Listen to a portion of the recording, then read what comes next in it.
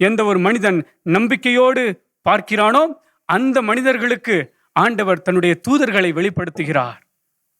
இந்த தூதர்களுடைய பணிதான் என்ன? இவர்கள் ஆண்டவரை முகமுகமாய் தரிசிக்கிறார்கள்.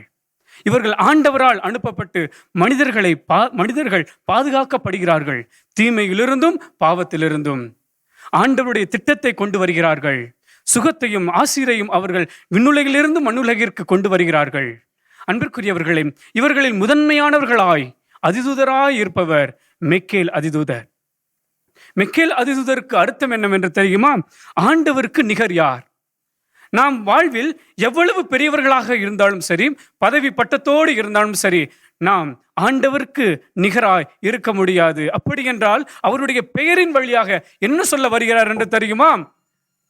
நாம் யாவரும் ஆண்டவருக்கு முன்பாக தாழ்ச்சியோடு, பொறுமையோடு, தாழ்மையோடு இருக்க வேண்டுமா? ஆகவே தான் வேதம் மிக அழகாய் சொல்கிறது.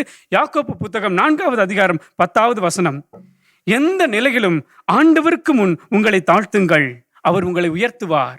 அன்பிற்குரியவர்களை, நமது ஆண்டவர், நான் வழிபடும் தெய்வம் என்னை உயர்த்த ஆசைப்படுகிறார். தூதர்கள் வழியாக, சமணசுகள் வழியாக அவர் உயர்த்த ஆசைப்படுகிறார். ஆனால் நான் என்னையே ஆண்டவருக்கு முன்பாக தாழ்த்து கொள்ள வேண்டும். நானும் ஆண்டவரும் சரிசமம் அல்ல. அவருக்கு முன்பாய் தாழ்ச்சியோடு என்னை ஒப்புக் கொடுக்க வேண்டும். ஆகவே தான் 1 பேதுரு 5வது அதிகாரம் 6-7 மிக அழகாய் சொல்கிறது, உங்களையே நீங்கள் ஆண்டவருக்கு முன்பாக தாழ்ச்சியோடு ஒப்புக்கொடுங்கள். எல்லா சூழ்நிலையிலும் தாழ்ச்சியோடு நீங்கள் இருங்கள், அப்பொழுதுதான் அவர் உங்களை உயர்த்துவார் என்று சொல்லி. ஆகவே தான் அன்னை மரியாளும் கூட லூகாஸ் நற்செய்தி 1வது அதிகாரம் 50வது வசனத்தை போய் எடுத்து வாசியுங்கள். மிக அற்புதமாக ஒரு பாடலை பாடுகிறார். என்ன பாடல் என்று தெரியுமா? தாழ்நிலை இருந்தோரை அவர் உயர்த்துகிறார் என்று சொல்லி.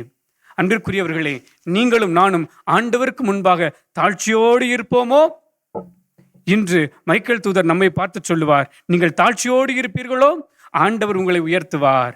உங்களுக்கு பதிலாக, உங்கள் சார்பாக நான் உங்களோடு இருந்து செயலாற்றுவேன் என்று சொல்லி